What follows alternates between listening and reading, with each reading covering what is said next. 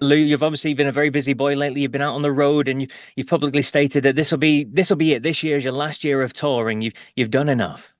I think so. Yeah, I put in a number of decades, and while it's been fun, you got to be smart enough to see when it's time to stop. And what is the reason for that? And why is it time now, do you think? Well, for me, it's just I think traveling is such a hassle these days. We don't do show after show. We do one or two shows a week, so we fly, and I don't have to tell you what flying these days is like. Yeah, absolutely. All the hangups at the airports, and you book a seat, and you get on the plane, and they've switched your seat. No accountability. They kind of just when they say they rule the skies, they mean inside the plane and outside.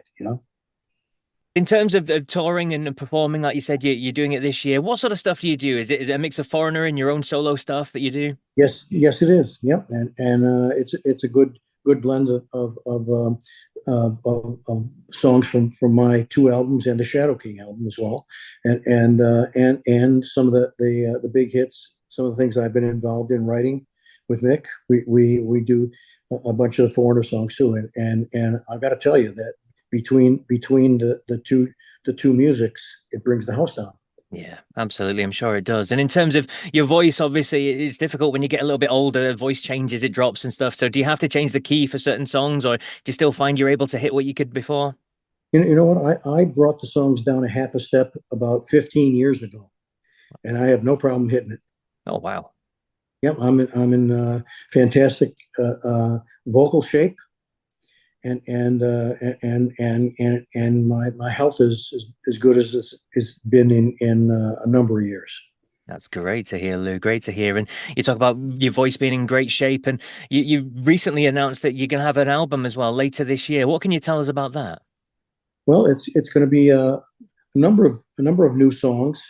Some of the songs were from when you record an album, usually there's 10 songs on the album, but you usually record 13 or 14 and choose either the best 10 or the 10 that are finished, Yeah, you know.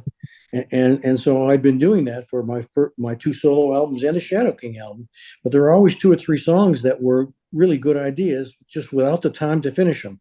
So I went back and I dug up those ideas, and there's about three or four of them that I finished that are going to be on this album. fantastic. And in terms of Yep. newer material, are you writing yourself, or do you write with Oh other yeah. people? Oh well, I've been writing with a few other people, but I've been writing myself too, and there's a good selection of brand new, uh, unheard of by the human ear songs, and it's been a fun album to put together.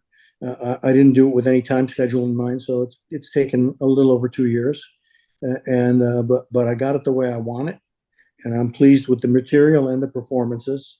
So that's waiting. That's worth waiting for, I think. Absolutely. And how much longer do we have to wait before we can get to hear it?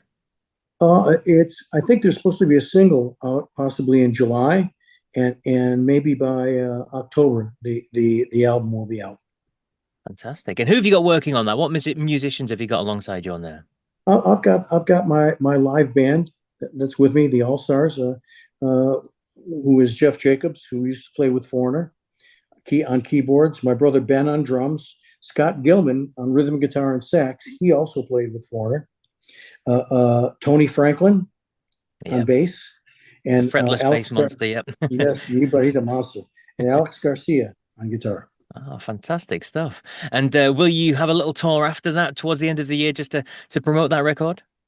I think so. Yeah, I think we're going to go till the end of the year. So I'm hoping that as soon as it comes out, we'll just slide three or four songs into the set. Fantastic stuff.